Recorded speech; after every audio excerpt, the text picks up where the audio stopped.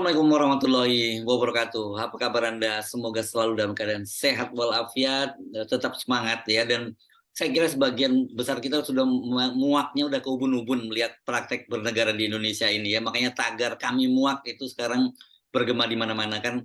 Saya kira kerusakan yang terjadi bangsa ini di bawah Jokowi itu luar biasa ya. Puncak-puncak pejabat tinggi hukum terkena perkara, dan yang lebih ngeri lagi sebenarnya kalau kita amati adalah para anggota KPK, anggota BPK, Badan Pemeriksa Keuangan ini yang sebenarnya harusnya menjadi penjaga anggaran negara kita, itu juga terlibat dalam kasus korupsi. Yang kemarin baru ditangkap adalah Aksanul Kossasi, ya, anggota BPK ini. Dan yang juga perlu kita sorot ya, ternyata BPK itu untuk periode 2019 sampai 2024 itu dari 5 anggota BPK itu 3 diantaranya isinya adalah politisi dari DPR nih, yang milih DPR dan dia memilih anggotanya sendiri gitu ya, jeruk makan jeruk.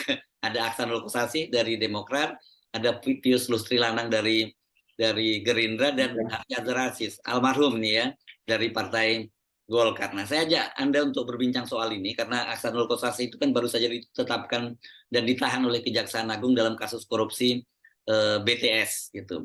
Dia menerima dana 40 miliar. Saya mengajak Anda untuk berbincang dengan Dr. Hamdani. Ya, Anda tahu ini yang narasumber tetap di Forum News Network, pernah menjadi staf ahlinya Menteri Dalam Negeri, pernah jadi pejabat gubernur di Bali dan Sumatera Barat, dan jangan lupa beliau ini adalah auditor utama, lama di BPKP 22 tahun. Assalamualaikum Pak Hamdani. Assalamualaikum warahmatullahi wabarakatuh. Yes. Ini gitu ya Pak Hamdani ya. Jadi ini ngeri ya kalau sampai BPK itu ditangkap karena ternyata kemudian dia menerima suap audit dari BTS di Kominfo gitu. Ya. Jadi bisa diceritakan pada kami sebenarnya posisinya itu seperti apa BPK itu, dan sehingga kita dapat gambaran betapa ngerinya situasi ini. Ya. Baik. Assalamualaikum warahmatullahi wabarakatuh. Baik Mas Yarsu dan juga netizen yang lain, bahwa ini satu hal yang menarik untuk kita diskusikan.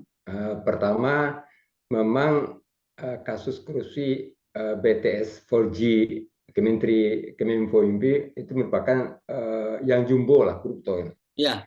Dan dia itu ada 3 klaster gitu ya, 3 klaster. Jadi desain siapa perancangnya sudah ada pula, siapa nanti yang melaksanakan juga mengeksekusi, siapa pula nanti pengamanannya sudah sampai ke titik. Ya dipikirkan ya kalau ada penyelewengan siapa yang amankan gitu ya.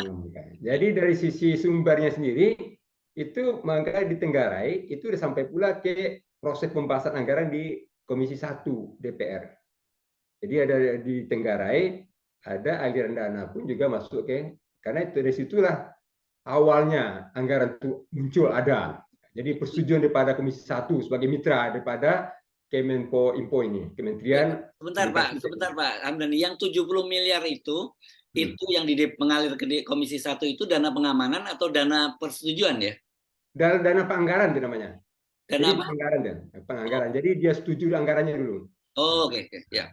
Kalau yang nama pengamanan itu nanti ke pihak auditor dan penegak hukum. Nah, itu yang paling banyak. Jadi kalau ada yang aliran kepada pengamanan itu adalah kepada auditor ataupun penegak hukum, itu pengamanan, diamankan dia. Nah, jadi itu proses daripada proses penganggaran itu sudah muncul pada waktu di Tenggarai diduga. Ini masih berproses nih yang namanya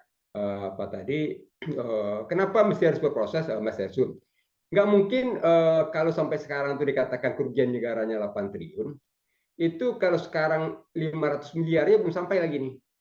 Jadi harus sampai kepada mendekati dari 8T tadi. Siapa saja penerima-penerima tadi, kalau ada kerugian keuangan negara, bisa kita pastikan itu ada penerimanya. Kalau mungkin kerugian negaraannya ada, penerima nggak ada. Nah, dan yang logikanya ada setiap kerugian negara itu ada yang bertanggung jawab. Jadi kalau ada 8T itu ada yang bertanggung jawab. Tinggal nanti secara bertahap nanti pihak Kejaksaan Agung akan menemukan nanti. Nah, memang yang kita sayangkan, Mas Yarsu, itu menyasar kepada yang namanya auditor negara atau namanya lembaga audit negara. Ini kan tertinggi ini posisi posisi Badan Pemeriksa Keuangan. Kenapa dikatakan tertinggi? Ini lembaga ini tadi berada di luar kekuasaan pemerintah eksekutif, di luar kekuasaan yudikatif. di luar kekuasaan legislatif. Dia berada di luar itu dia. Jadi dia Badan dikatakan mandiri betul ya. dia mandiri betul, di luar pengaruh kekuasaan manapun lah gitu kan. Ketiga cabang kekuasaan itu yang kita sayangkan. Kenapa kita katakan demikian? Karena ketika pimpinan BPK di sini kan anggota namanya. Jadi BPK tadi ada 9 orang itu anggota. Itu punya portofolio masing-masingnya. Ada portofolionya. Jadi kalau Pak Seno Kesasi itu yang 3 tadi dia portofolio antara lain adalah dia adalah Kementerian Kominfo tadi. Salah satunya ya. Nah, itu portofolionya. Ada juga kementerian lain itu. Nah, itu. Nah, jadi itu kalau ketika pimpinan itu sendiri yang diajak berkonspirasi oleh yang terancang apa tadi para koruptor yang merancang tadi, maka tentu yang dikatakan tadi ada pilar di apa tadi BPK tadi dia punya pilar pertama berkaitan dengan independensi itu jelas.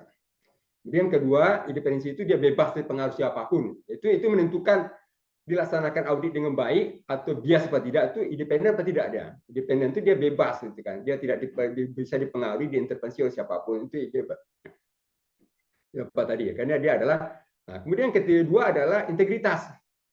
Integritas itu tentunya adalah sikap jujur ya yang tentu dia apa tadi integritas ya. Yang ketiga adalah profesionalisme. Memang kalau yang katakan kalau auditor murni itu yang ini terbawa dari proses pendidikan, pelatihan dan pengalaman. Kalau auditor murni artinya pejabat karir BPK nih.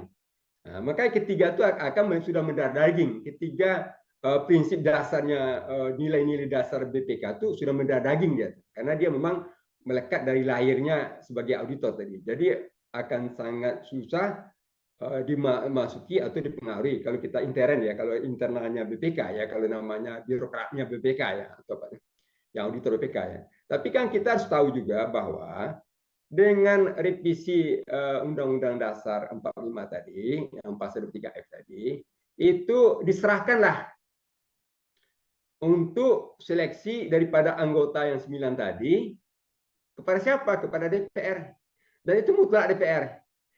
Ini berbeda dengan komisioner yang lain. Kalau komisioner lain, kalau misalnya OJK, itu pemerintah melakukannya.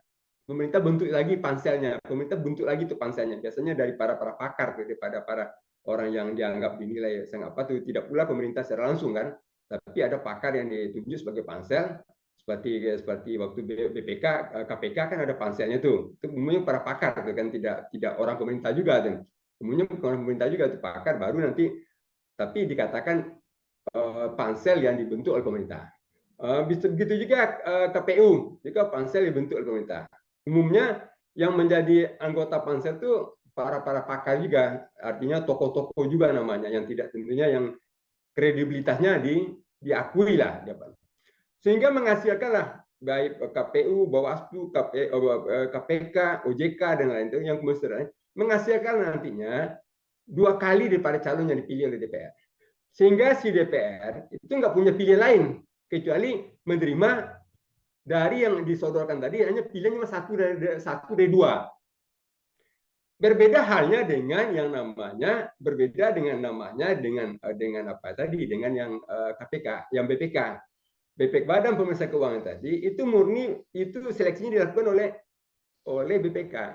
Sehingga kalau kita cermati, yang sekarang yang 9 termasuk yang sekarang Pak Hasan Kasasi itu 6 itu dari parpol. 6 itu dari parpol tadi kan, dari ketuanya dari parpol, dari Pak apa tadi, istilahnya tadi ada 6 saya catat dan apa nama-namanya itu dari parpol. Hanya 1 yang murni dari intern BPK. Jadi ada 1 yang pejabat BPK, itu pun pejabat eselon 2, bukan pejabat eselon 1 ya, pejabat eselon 2 BPK yang waktu seleksi ikut dan terpilih.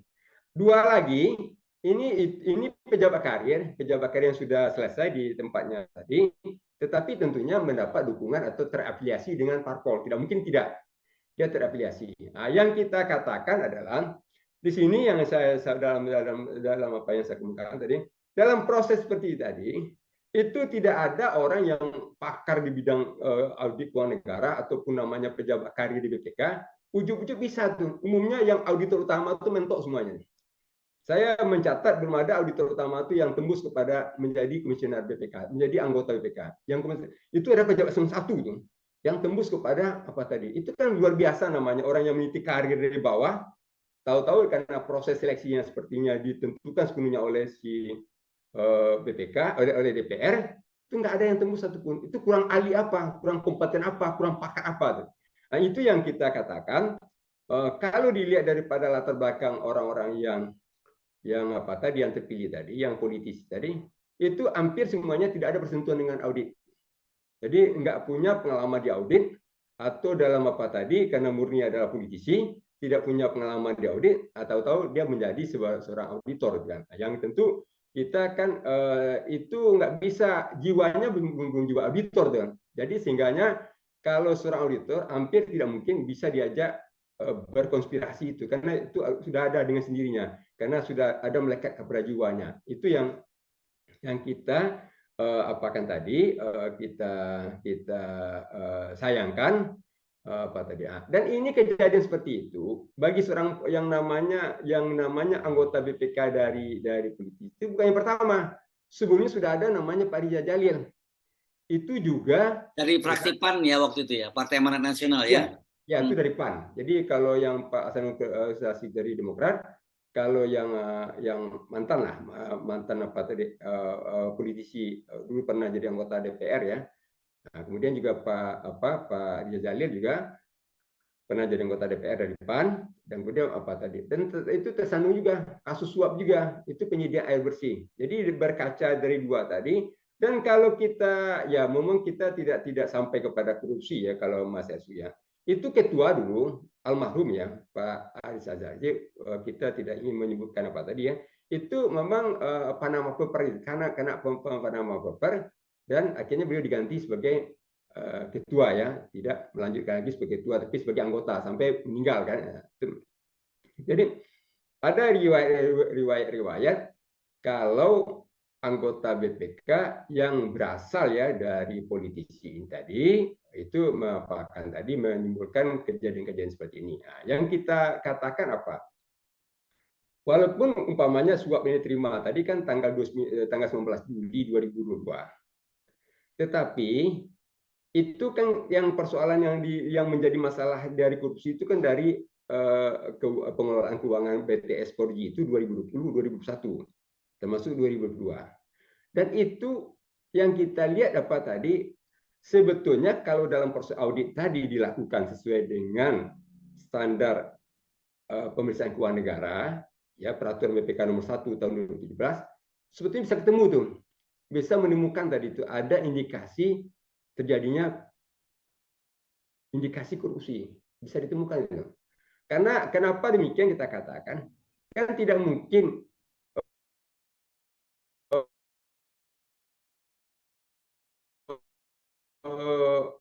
si pertama audit keuangan, ya audit keuangan. Kedua, pemeriksaan dengan tujuan tertentu terhadap proyek-proyek tadi. Jadi kalau kayak seperti itu dilakukan secara khusus tuh, pemeriksaan dengan tujuan tertentu. Nah, kan tidak mungkin lebih hebat pula BPKP yang sebentar saja melakukan audit menemukan kerugian keuangan negara pantai, sementara BPK yang hari-harian di situ, tiap tahun di situ, dan melekat di situ, nggak menemukan seperti itu. Itu kan sangat kita sayangkan. Ini tentunya kalau memang benar yang ditemukan oleh kejaksaan dan terbukti di pengadilan bahwa Hasanul Kossasi itu terbukti di pengadilan betul-betul menerima 40 M tadi, maka patut diduga komitmen untuk mengamankan sudah mulai dari awal. Jadi komitmen dia tadi, walaupun dia terima uangnya itu adalah Juli 2022, tapi komitmen mengamankan itu sudah mulai dari saat proyek itu ada. Jadi mengamankan supaya BPK tidak mempersoalkan, terbukti LHP, laporan keuangan LHP BPK atas laporan keuangan Kemenkominfo tahun 2021, 2020 dan 2021 itu diberi opini wajar tanpa pengecualian. Diberi opini wajar tanpa pengecualian. Artinya kan tidak ada yang hal-hal yang kesalahan-kesalahan yang dinilai signifikan itu kan. Itu salah satu buktinya di 2002 nggak dapat lagi WTP. Tapi kan itu sudah pengumuman WTP itu kan setelah Joni Plate itu ditersangkakan. Jadi proses WTP itu sudah diumumkan setelah bulan Mei, itu bulan akhir Mei, sedangkan sebelumnya si Joni Plate itu sudah ditetapkan sebagai tersangka. Baru opininya turun untuk tidak menjadi WTP lagi, tidak menjadi WTP lagi. Nah, inilah yang apakah kita sayangkan tadi, kalau auditor negara itu masuk dalam pusaran korupsi seperti ini, karena tentunya dia akan ada kesempatan untuk mengungkap. Jadi Mas Hersum, bahwa BPK terhadap Kementerian Komunikasi dan Informatika tadi melakukan, dan juga kementerian lainnya melakukan setahun itu 2 kali auditnya. Pertama audit keuangan, ya, audit keuangan atas laporan keuangan. Kedua adalah pemeriksaan dengan tujuan tertentu. Pemeriksaan tujuan tertentu itu biasanya pemeriksaan berkaitan dengan proyek-proyek itu. Jadi misalnya seperti ini, proyek BTS 4G. Manakala dalam melakukan pemeriksaan itu tadi menemukan adanya indikasi fraud, namanya fraud itu, ada indikasi fraudnya. Jadi suatu indikasi korupsi lah. Maka BPK itu dengan inisiatif sendiri melakukan audit investigasi. Hasilnya itu diserahkan kepada aparat penegak hukum, umpamanya kejaksaan. Kejaksaan lah menindaklanjutin, melakukan proses penyelidikan. Nah, kemudian setelah penyelidikan tadi sampai menentukan ada tersangka di penyidikan, dia minta lagi itu audit investigasi, tapi untuk perhitungan kerugian negara. Jadi itu namanya. Setelah menetapkan tersangka, maka Kejaksaan Agung akan meminta lagi itu BPK melakukan audit. Audit apa namanya? Audit investigasi perhitungan kerugian keuangan negara. Jadi itu tadi. Jadi saya memahami itu, pertama Mas Yesus, saya memiliki sertifikasi ya, auditor utama ya. Saya 22 tahun di BPKP, dan saya memiliki sertifikasi auditor utama. Dan saya juga memiliki sertifikasi auditor investigasi. Jadi saya memahami hal demikian. Jadi itu apa tadi? Jadi yang dilakukan oleh Kejaksaan Agung sekarang adalah meminta audit investigasi perhitungan kerugian negara kepada BPKP. Seharusnya kalau kita katakan itu pemeriksaan kepada BPK. Makanya pertanyaan kita, kenapa demikian BPK? Karena BPK sesuai dengan Undang-Undang 15 tahun 2004 ya, tentang pemeriksaan pengelolaan dan tanggung jawab keuangan negara, dan Undang-Undang nomor 15 ya tahun 2006 tentang BPK, itu salah satu fungsi dan peran BPK itu adalah audit investigasi itu. Jadi audit investigasi untuk kerugian perhitungan kerugian keuangan negara, itu salah satu tugasnya tadi. Jadi baru kalau tidak disanggupi oleh BPK, baru diserahkan kepada BPKP. Jadi tidak ujuk-ujuk, mestinya Kejaksaan Agung dari awal itu kepada BPKP dulu, ke BPK dulu. Tapi kita nggak tahu apa alasannya kenapa minta audit investigasi itu kepada BPKP, tidak kepada BPK. Karena kewenangan pertama itu ada di BPK. Jadi kewenangan tadi ada di BPK, undang-undang ya. Ini kewenangan dari undang-undang ya. Nah, itulah jawaban daripada si Direktur Penyidikan tadi oleh Pak Kun tadi. Kami tidak pernah minta kepada BPKP. Itu sangat heran tadi. Itu mengherankan.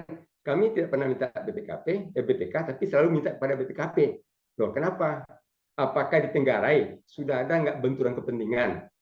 Kenapa benturan kepentingan terjadi? Karena tentunya pihak Kejaksaan Agung Manaskala menduga karena BPK telah melakukan audit keuangan dan audit DP pemeriksaan dengan tujuan tertentu, manakala hal-hal demikian telah melekat kepada si namanya entitas kementerian tadi, manakala itu dinilai tidak objektif lagi. Saya rasa tidak demikian halnya.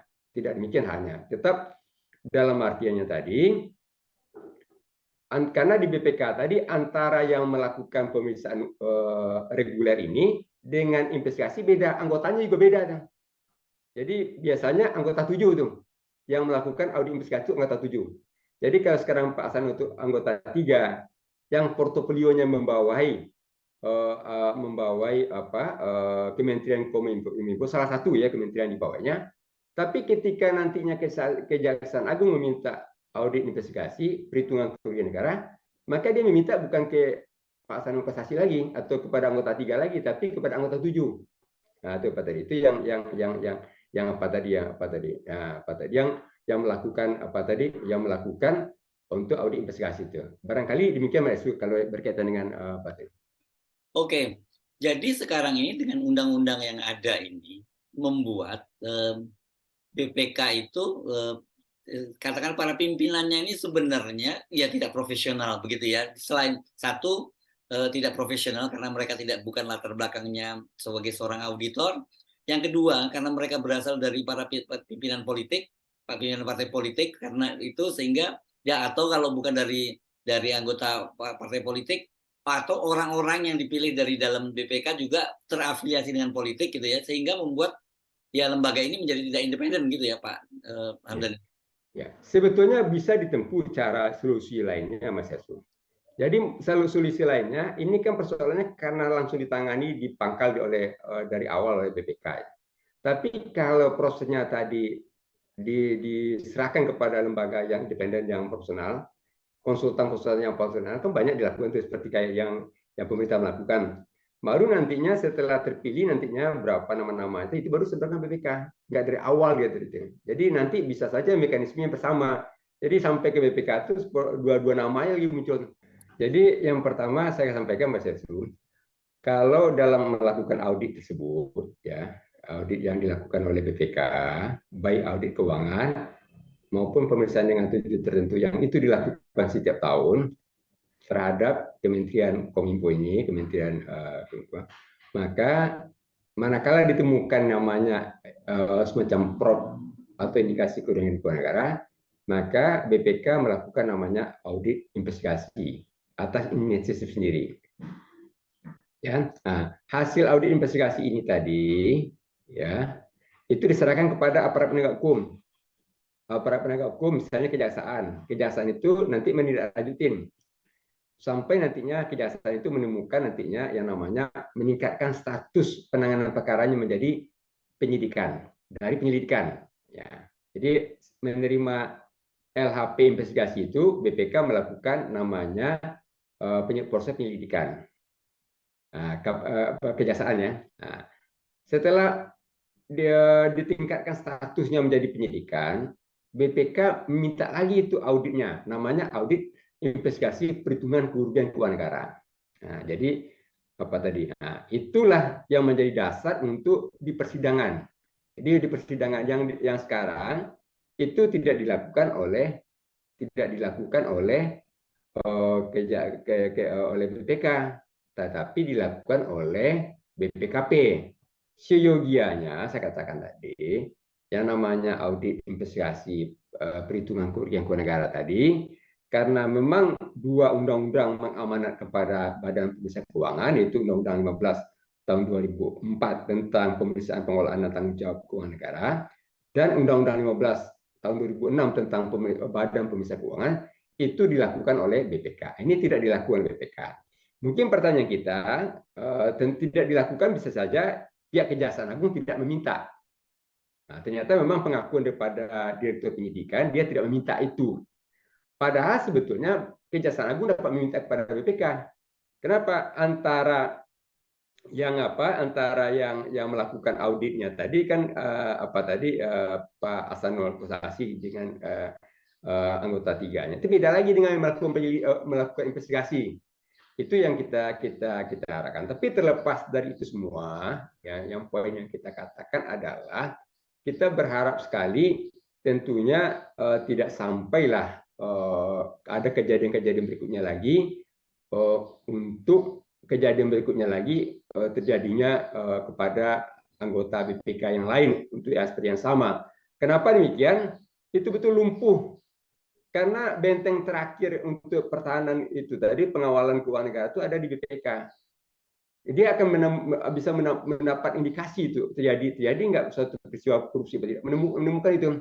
Tapi karena sudah ada yang kita katakan integritasnya yang tergadai oleh anggota BPK, maka mungkin dilakukan pembiaran atau malah bukan saja pembiaran, tapi ada upaya-upaya mengamankan. Jadi upaya-upaya mengamankan itu ya bisa saja tentu meminta katakan kepada jajaran di bawahnya supaya tentunya tidak terlalu katakanlah tidak terlalu mendalami lah proses-proses yang dilakukan sehingga BPK tidak sampai menemukan namanya ada indikasi kerugian keuangan negara yang telah ditemukan oleh BPKP ya pada waktu dia melakukan audit investigasi atas permintaan Kejaksaan. Hal demikianlah yang kena apanya tadi sisi gelapnya, sisi buruknya ketika kita katakan politisi itu kan kalau dikatakan itu antitesis daripada auditor. Jadi profesi auditor itu syarat dengan apa? Profesi auditor itu syarat dengan tuntutan integritas, syarat dengan tuntutan kompetensi. Jadi ibaratnya tadi integritas itu mahkotanya. Integritas mahkotanya, sedangkan kompetensi itu adalah pakaiannya. Nah, ini antitesis daripada politisi. Biasanya politisi agak lemah. Dalam pengalaman kita kan namanya politisi itu agak lemah dalam kaitan dengan integritas tadi kan. Memang apanya tadi ya, chemistry-nya apa tadi, chemistry politikus dengan auditor itu beda chemistry-nya. Itu salah satu titik lemah. Bagaimana cara kita mengatasi hal demikian? Cara mengatasi hal demikian, tentu Komisi 11 kita berharapkan tidak langsung supaya jangan terkesan nantinya itu proses pemilihan anggota BPKT itu mempraktekkan politik dengan sapi. Jadi masing-masing sudah mempunyai apa tadi. Jadi tinggal bagi-bagi aja lagi. Ini fraksi ini yang ini ya, yang fraksi ini yang ini, ini. Sehingga kalau kita telusuri itu terhubung semua ke kadernya. Kader mana? Nah, dan yang kita juga mengatakan kenapa ini jadinya kayak politik dagang sapi itu jatuhnya kepada apa tadi politikus yang tidak masuk lagi ke Senayan. Nah, biasanya kalau nanti 2024 nggak masuk, itu yang dia pakai tadi. Karena ya, dicarikan tempat gitu ya, karena dia nggak akan masuk Senayan lagi gitu ya. Hanya ke Senayan lagi, jadi dikasihlah tempat seperti itu. Itu yang kejadian praktik selama ini seperti itu. Hampir jarang lah yang namanya apa tadi yang seperti Pak Asrul itu jarang tuh. Yang Pak Asrul kan masih duduk di DPR tuh, di Komisi 3. Tapi bersangkutan memilih untuk pindah ke Mahkamah Konstitusi ya. Nah, Ya, tapi itu juga sama juga berbahayanya juga gitu. Kalau semua jabatan-jabatan puncak di pemerintah diisi oleh politisi dengan syarat ada dengan penuh konflik of interest seperti itu. Ya. Memang kalau jadi soal kita itu benturan kepentingan. Kenapa benturan kepentingan? Ketika nantinya ada persoalan, ada kasus yang menyangkut Senayan sana, itu mereka lebih suka adalah mengamankan. Jadi yang namanya yang orang-orang yang dari BPK yang berasal dari Senayan tadi, kalau ada kasus berkaitan dengan Senayan, itu hampir dipastikan mungkin kemungkinan mereka akan mencoba mencari cara untuk melindungi, bukan malah tadi. Itu sisi lemahnya tadi. Ya. Karena kenapa? Ya sudah barang tentu ada semacam deal-deal.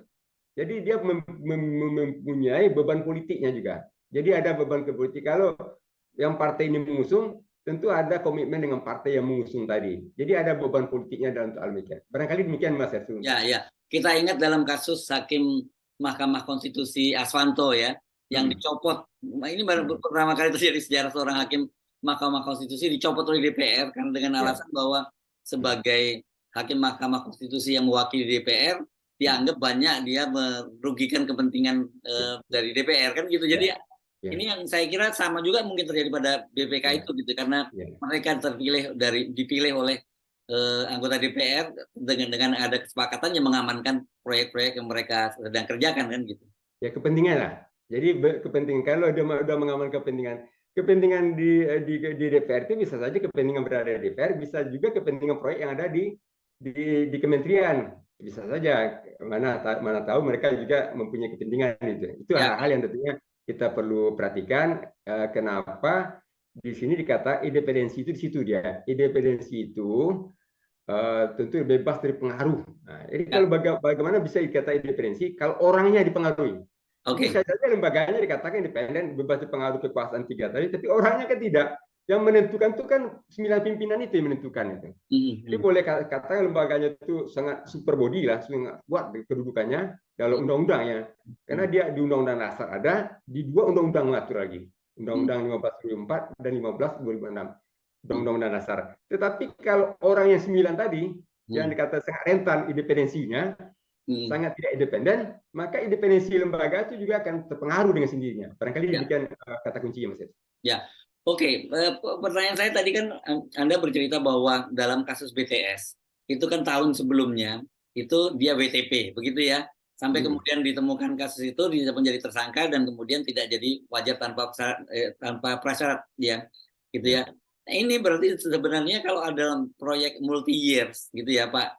Kalau kemudian ada kasus semacam itu harusnya sudah terdeteksi pada tahun sebelumnya kan, harusnya begitu ya? Ya, betul. Ya betul. Jadi Mas Ersu, kan dia sudah prosesnya kan muncul 2020. Muncul lagi, dia berlanjut lagi 2021, berlanjut lagi 2022.